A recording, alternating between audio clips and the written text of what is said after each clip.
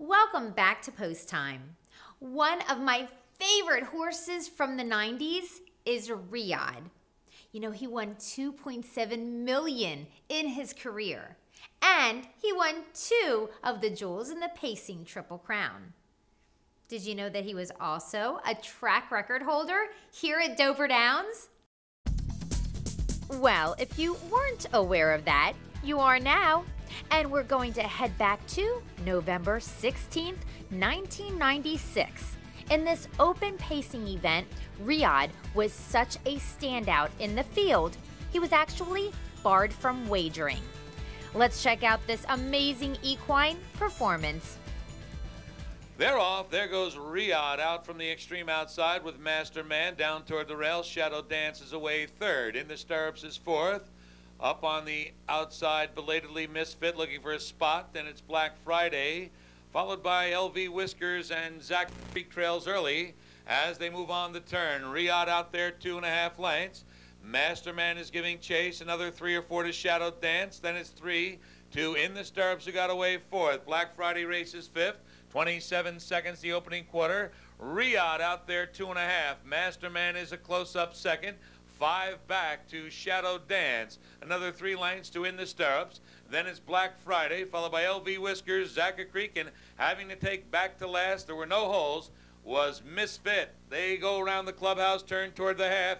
Riyadh flying out there by 3. The half goes in 54 and 2. They're moving toward the back stretch. Riyadh widens by 3.5. Masterman hard pressed to stay with Riyadh. And then it's 7 or 8 to Shadow Dance. Another 5 or 6 to In the Stirrups. Moving to the outside, Black Friday. LV Whiskers being called on. Then it's Zacca Creek and Misfit. And Riyadh is off by 5 widening lengths into the final turn.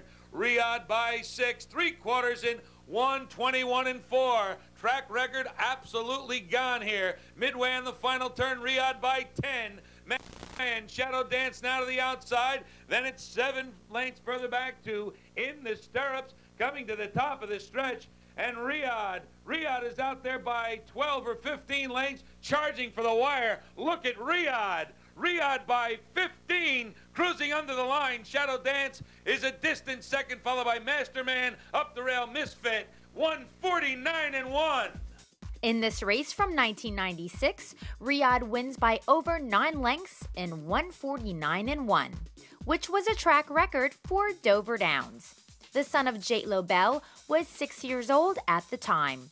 He was driven by Luke Wallette, who was a leading driver at this Delaware 5/8 mile oval several times.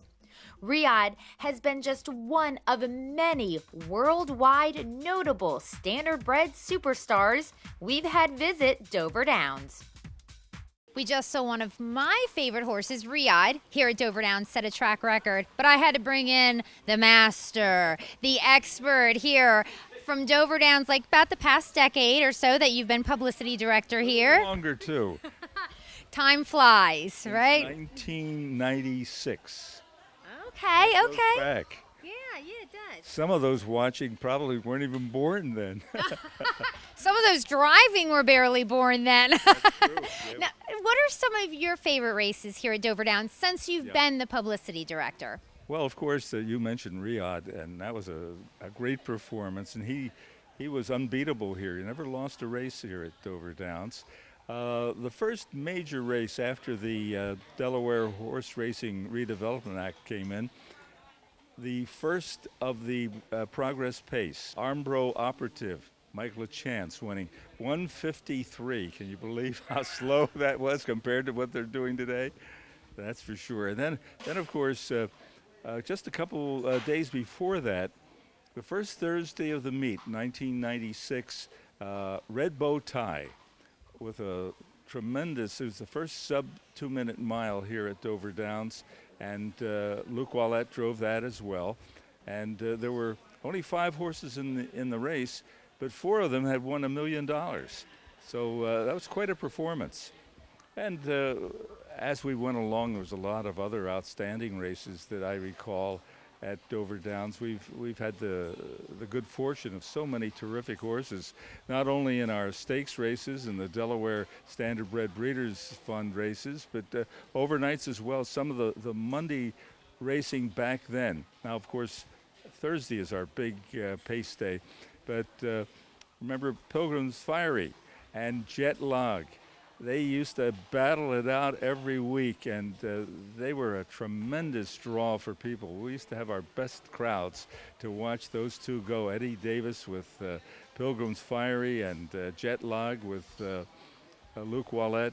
And they were terrific feature races back then. Now, one of the races that we've talked about that both of us love so much, and it really is pretty recent, is that Check Me Out race. Wonderful. That'll always be one of my favorite races. To see a horse come out who was a 1-9 favorite, make a break on the first turn, go to the outside, be about 24 lengths behind as the horses were moving in front of the grandstand around the clubhouse turn. And Tim Tetrick made up all that ground. He didn't panic. He just sat there at the end and moved wide and came on in the stretch and won. It was absolutely amazing. What a great feat that was. You got to be keeping your cool when something like that happens. You know, you just can't imagine what's going through a driver's mind and what you're going to have to say to the trainer when you get back in. Yeah, that was a great drive by Tim Tetrick to get that mare and get her head settled back in to say, you know what, we're going to come back and we're going to win this race. So, talking about mares, but on the pacing side now, Rainbow Blue. I mean, a legend.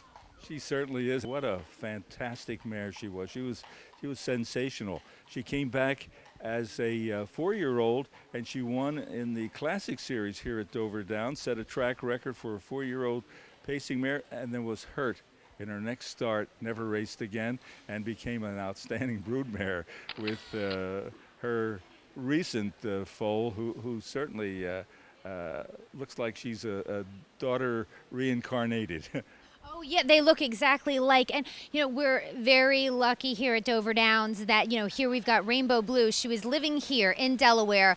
However, she was racing all around North America, and because we have great stakes races here in the fall, we got to have Rainbow Blue here competing, so that's really a blessing. And it's great to see so many of the local horses that do make major races today. When I first got here, I don't think there ever was a horse since Adios Harry that had a national prominence owned in Delaware. And all of a sudden now we find that in the Progress Pace, all the matrons, we find a number of horses Delaware owned, and it's certainly a tribute to the campaign that we've waged here at Dover to get top racing. Of course, even at Harrington, they've had some excellent races. The Bobby Quillen's been a sensational race as well. So we should be very proud of Little Delaware being so big in harness racing. That's right. We're the small wonder, but we've got some big names here. Thanks for being on the show, Marv. Thank you so much again. My pleasure. Don't go away. We will be right back.